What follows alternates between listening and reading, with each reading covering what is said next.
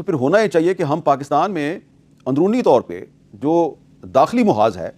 وہاں پر ہم کچھ اسٹیبلٹی پیدا کریں اور وہاں پر جو انتشار اور بے یقینی کی صورتحال ہے اس کو ختم کرنے کی کوشش کریں. لیکن ایکچولی ہو کیا رہا ہے کہ حکومت جس کے پاس آلریڈی اسمبلی میں ایک اکثریت موجود ہے وہ پریشر ٹیکٹکس استعمال کر کے تو جو اپوزیشن جماعتوں کے ممبرز ہیں ان کو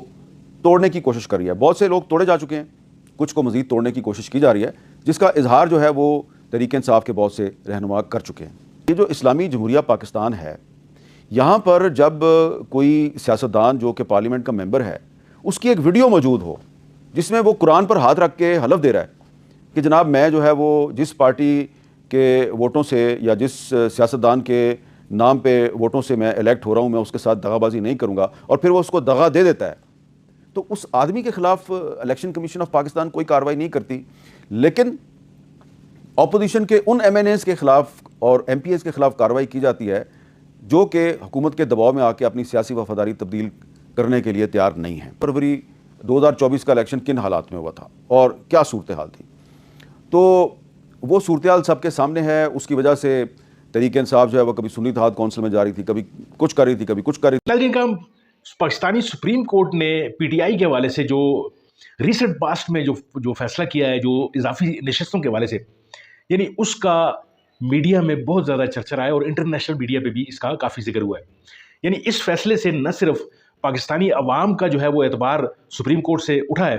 بلکہ اس نے بہت ساری جو ہے ایسی راہیں بھی کھول دی ہیں کہ جو پاکستانی سیاست کو بہت زیادہ نقصان پہنچا رہی ہیں. ناظرین کرام, اسی حوالے سے حامد میر صاحب ایک اپنے ویلاگ میں کچھ فرما رہے ہیں. آپ ذرا ان کی پہلے یہ گفتگو سنیے, پھر اس کے اوپر بات کرتے ہیں. اب اگر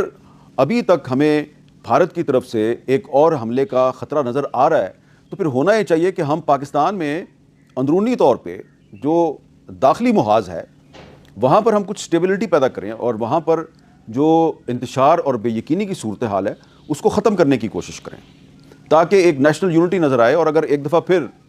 بھارت کی طرف سے پاکستان پر حملہ کیا جاتا ہے تو ہم اس کا بھرپور طریقے سے مقابلہ کر سکیں. لیکن ہمیں جو ہمارے پاکستان کے اندر کے جو معاملات ہیں اس میں حکومت کی طرف سے وہ سیریسنس, وہ سنجیدگی نظر نہیں آ رہی جس کی کہ اس وقت ضرورت ہے. بظاہر تو وزیر اعظم شہباز شریف صاحب جو ہیں وہ قومی اسمبلی میں جو اپوزیشن کے لیڈرز ہیں ان کے پاس جاتے ہیں, ہاتھ ملاتے ہیں, ان کو مذاکرات کی دعوت بھی دیتے ہیں. لیکن ایکچولی ہو کیا رہا ہے کہ حکومت جس کے پاس آلریڈی اسمبلی میں ایک اکثریت موجود ہے وہ پریشر ٹیکٹکس استعمال کر کے تو جو اپوزیشن جماعتوں کے ممبرز ہیں ان کو توڑنے کی کوشش کر رہی ہے. بہت سے لوگ توڑے جا چکے ہیں, کچھ کو مزید توڑنے کی کوشش کی جا رہی ہے, جس کا اظہار جو ہے وہ تحریک انصاف کے بہت سے رہنما کر چکے ہیں. دوسری بات یہ ہے کہ جب کسی ملک میں آپ کو نظر آ رہا ہو کہ جنگ کا خطرہ موجود ہے, ابھی کچھ ہفتے پہلے ایک جنگ ختم ہوئی ہے اور ابھی آپ کا دشمن جو ہے وہ اس جنگ میں شکست کھانے کے بعد دوبارہ آپ پر جنگ مسلط کر سکتا ہے, تو پھر ضروری ہے کہ پاکستان میں آپ کو رول آف لا قائم کرنا چاہیے, ایک قانون کی حکمرانی قائم کرنی چاہیے. قانون کی حکمرانی سے ملک میں اسٹیبلٹی پیدا ہوتی ہے. لیکن نظر کیا آ رہا ہے کہ ہماری سپریم کورٹ اگر کوئی فیصلہ کرتی ہے تو بظاہر وہ فیصلہ تو آئین کے مطابق ہی نظر آتا ہے, لیکن اس فیصلے کے جو سیاسی اثرات ہیں اور اس کے جو پولیٹیکل ڈائنامکس ہیں اس کے نتیجے میں جو عوام الناس ہیں ان کی رول آف لا پر جو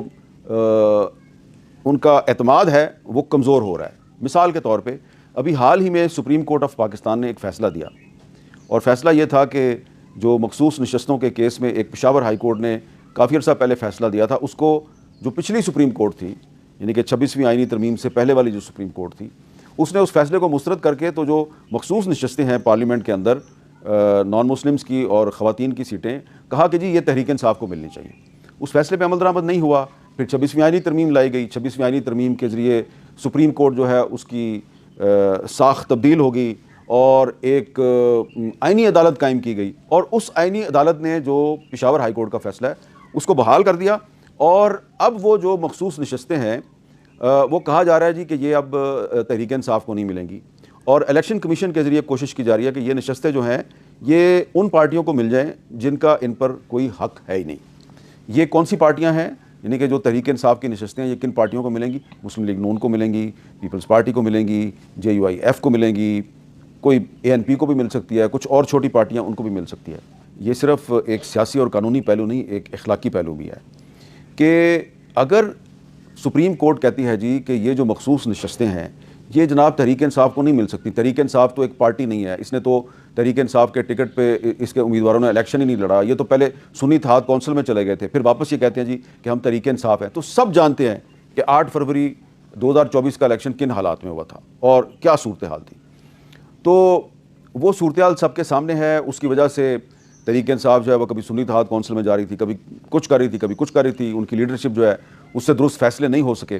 چلیں مان لیا جی کہ ان مخصوص نشستوں پہ تحریک انصاف کا کوئی رائٹ نہیں ہے، تو پھر یہ نشستیں جو ہیں یہ خالی رکھی جائیں۔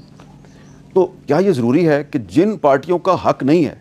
ان نشستوں پہ، جن پارٹیوں کی جو نمبرز گیم ہے وہ ان مخصوص نشستوں پہ میچ نہیں کرتی، ان کو یہ نشستیں نہیں ملنی چاہیے، نہ ہی ان کو لینی چاہیے، تو ان کو کیوں دی جا رہی ہیں؟ صاف نظر آتا ہے کہ حکومت ان نشستوں کے ذریعے 2/3 اکثریت حاصل کر کے تو آئینی ترامیم کا اختیار حاصل کرنا چاہتی ہے، اور آئینی ترامیم کا اختیار حاصل کر کے پھر وہ ویسی ہی آئینی ترامیم کرے گی جیسی کہ 26ویں آئینی ترمیم ہوئی تھی۔ تو یہ جو ایک سپریم کورٹ کا فیصلہ آیا ہے، چلیں اس حد تک تو مان لیا کہ تحریک انصاف کی جو لیڈرشپ ہے وہ کوئی صحیح فیصلہ نہیں کر سکی، تو ان کا ان نشستوں پہ کوئی رائٹ نہیں ہے۔ تو اگر ان کا رائٹ نہیں ہے تو کیا مسلم لیگ نون کا اور پیپلز پارٹی کا اور JUIF کا کوئی رائٹ ہے؟ میرا خیال ہے کہ ان کا بھی کوئی رائٹ نہیں ہے، اور ان کو بھی یہ نشستیں نہیں لینی چاہیے، لیکن وہ لیں گے۔ تو یہ جو معاملہ ہے اس سے پاکستان میں آئین، قانون اور عدالتوں پہ لوگوں کا اعتماد بری طرح مجروح ہوا ہے، جو کہ اچھی بات نہیں ہے۔ اور اس کے ساتھ ہی اس سپریم کورٹ کا جو فیصلہ آیا اس کے بعد آپ نے دیکھا کہ حکومت جو ہے اس نے قومی اسمبلی کے کچھ ایسے ممبرز جو ہیں ان کے ساتھ ہاتھ ملا لیا، ان کو اپنی صفوں میں شامل کر لیا، جنہوں نے 8 فروری 2024 کے الیکشن سے پہلے قرآن پر حلف دے کر قسم کھائی کہ جی وہ عمران خان کے نام پر جو ووٹ لے رہے ہیں تو کامیابی حاصل کرنے کے بعد وہ اپنی وفاداری تبدیل نہیں کریں گے۔ ایسا پہلے بھی ہو چکا ہے اور اب دوبارہ ہوا ہے۔ ابھی پچھلے دنوں وزیر اعظم صاحب نے اپوزیشن کے رہنماؤں سے، گوہر خان سے، اسد قیصر سے اسمبلی میں ہاتھ ملایا اور ان کو مذاکرات کی دعوت دی۔ خیال تھا کہ یہ اچھی بات ہے اور یہ آپس میں ملیں گے تو بات چیت کے ذریعے اپنے معاملات حل کرنے کی کوشش کریں گے۔ لیکن کیا ہوا اس کے بعد جو ایک تحریک انصاف کے ووٹوں سے الیکٹ ہونے والا ایک MNA ہے، میں ان کا نام نہیں لیتا ان صاحب کا، جن کے قرآن پر حلف کی ویڈیو بھی موجود ہے، انہوں نے وزیر اعظم شہباز شریف سے ملاقات کی اور وہ حکومت کی صفوں میں شامل ہو گئے۔ ویسے تو وہ پہلے ہی مشکوک تھے، پہلے ہی انہوں نے حکومت کو ووٹ دینا شروع کر دیا تھا، لیکن اب باقاعدہ جو ہے وہ شامل ہو گئے ہیں، حکومت میں، مسلم لیگ نون میں شامل ہو گئے ہیں۔ تو یہاں پہ ایک سوال پیدا ہوتا ہے کہ یہ جو اسلامی جمہوریہ پاکستان ہے، یہاں پر جب کوئی سیاستدان جو کہ پارلیمنٹ کا ممبر ہے اس کی ایک ویڈیو موجود ہو جس میں وہ قرآن پر ہاتھ رکھ کے حلف دے رہا ہے کہ جناب میں جو ہے وہ جس پارٹی کے ووٹوں سے یا جس سیاستدان کے نام پہ ووٹوں سے میں الیکٹ ہو رہا ہوں میں اس کے ساتھ دغا بازی نہیں کروں گا، اور پھر وہ اس کو دغا دے دیتا ہے، تو اس آدمی کے خلاف الیکشن کمیشن آف پاکستان کوئی کارروائی نہیں کرتی، لیکن اپوزیشن کے ان MNAs کے خلاف اور MPs کے خلاف کارروائی کی جاتی ہے جو کہ حکومت کے دباؤ میں آ کے اپنی سیاسی وفاداری تبدیل کرنے کے لیے تیار نہیں ہیں۔ ناظرین کرام، آپ نے بخوبی ملاحظہ فرمایا،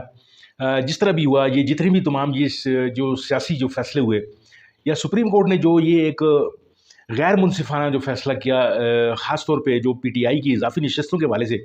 جو ہائی کورٹ کا، جو پشاور ہائی کورٹ کا جو فیصلہ تھا اس کو جو برقرار رکھا گیا ہے، یعنی اس نے بہت سارے شکوک و شبہات اور سوالات جو ہے وہ سپریم کورٹ کے کنڈکٹ پہ بھی اٹھا دیے ہیں۔ جیسا کہ امن بھی صاحب نے آپ کے سامنے فرما دیا کہ گو کہ یہ فیصلہ جو ہے وہ آئین اور قانون کے مطابق ہی ہوگا شاید، لیکن اس فیصلے نے جس طریقے سے یا جس لحاظ سے PTI کی کے ساتھ جو ایک زیادتی کا ایک نیا باب کھولا ہے،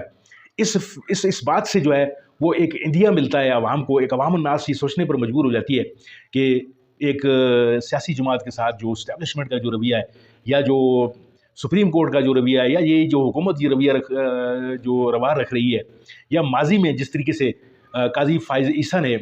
اسی جماعت سے اس کا انتخابی نشان لے کر جو ایک ظلم کیا ہے پاکستان کی سیاست پر، تو یعنی یہ ایک بہت زیادہ ایک سوچنے کا مقام جو ہے عوام الناس کے لیے کھل رہا ہے، اور عوام جو ہے وہ یہ سوچنے پر مجبور ہیں کہ یہ ہو نہ ہو، یہ اسٹیبلشمنٹ کا جو گٹھ جوڑ ہے اداروں کے ساتھ، یا اسٹیبلشمنٹ کا جو دباؤ ہے اداروں پر، جس میں سپریم کورٹ شامل ہے، حکومت تو خیر ایک کٹ پتلی کا کردار ادا کر ہی رہی ہے، جس میں الیکشن کمیشن شامل ہے، جس میں دیگر جو لوور جوڈیشری ہے اس میں سے جتنے بھی فیصلے ہو کر آ رہے ہیں ناظرین کا، وہ تمام کے تمام پی ٹی آئی کے خلاف جا رہے ہیں. یعنی اس سے ایک یعنی یہ ایک بادی نظر میں یہ نظر آتی ہیں چیزیں کہ پی ٹی آئی کے خلاف جو ہے وہ ایک سوچی سمجھی اسکیم کے تحت، ایک سوچی سمجھی سازش کے تحت پی ٹی آئی کو کھوڑے لائن لگانے کی ایک کوشش کی جا رہی ہے. یعنی اس سے جہاں پر جوڈیشری کا جو ایک جانبداری کا ایک عنصر جو ہے وہ نظر آتا ہے، وہیں پر اداروں کی بالادستی تمام کی تمام جو ہے وہ جو ذیلی ادارے ہیں ہمارے جو ریاست کے، اس پر بھی نظر آتی ہے. عوام یہ سوچنے پر مجبور ہیں کہ ایک پارٹی کے رہنما کو پچھلے 2 سال سے قید کیا ہوا ہے، اور اڈیالہ میں نہ صرف وہ قید ہے بلکہ اس کے ساتھ یعنی جو عام قیدیوں جیسا سلوک بھی نہیں کیا جا رہا. یعنی ملاقات پر پابندی ہے، یعنی کسی بھی صحافی ان سے ملنے جاتے ہیں نہیں ملنے دیا جاتا، کئی دیگر جو ہیں ان کے اپنے خاندان کے لوگوں کو ان سے نہیں ملنے دیا جاتا، اور ان کی پارٹی میں پی ٹی آئی میں جس طریقے سے توڑ پھوڑ کی جا رہی ہے، یا کسی طریقے سے یعنی ان کو جو ایسا تاثر مل رہا ہے کہ جیسے خدا نخواستہ اس پارٹی کو ہی سرے سے ختم کرنے کی ایک کوشش کی جا رہی ہے. ناظرین کرام، اور اس کے علاوہ جس طریقے سے جو پی ٹی آئی کے ارکان ہیں ان کو توڑا جا رہا ہے، یا حکومت جو ہے ان کو اپنے ساتھ ملا رہی ہے، جس طریقے سے احمد میر صاحب نے فرمایا کہ قرآن پر حلف لے کر لوگ جو ہیں وہ جو حکومت کے ساتھ مل رہے ہیں، تو کیا حکومت جو ہے اس پہ جو ہے وہ حق بجانب ہے کہ کس طریقے سے وہ جھوٹ بول کر، ایک آدمی قرآن پر جھوٹ بول کر جو ہے وہ اسمبلی میں جاتا ہے، تو کیا وہ صادق اور امین کہلائے جانے کے قابل ہے؟ کیا وہ اسمبلی جو ہے اس کو قبول کر سکتی ہے اگر فرض کریں مسلم لیگ نون جو ہے وہ ایک بے ایمانی کرنے پر تل بھی گئی ہے؟ ناظرین کرام، بہت بہت شکریہ یہاں تک ویڈیو دیکھنے کے لیے. امید ہے ویڈیو آپ کو اچھی لگی ہوگی. اگر آپ کو یہ ویڈیو اچھی لگی ہے تو اس کو لائک کیجیے، چینل کو ضرور سبسکرائب کیجیے. ملتے ہیں آپ کے ساتھ کسی اور موضوع، کسی اور ویڈیو میں. تب تک کے لیے دیجیے اجازت. اللہ آپ کا امین راسن.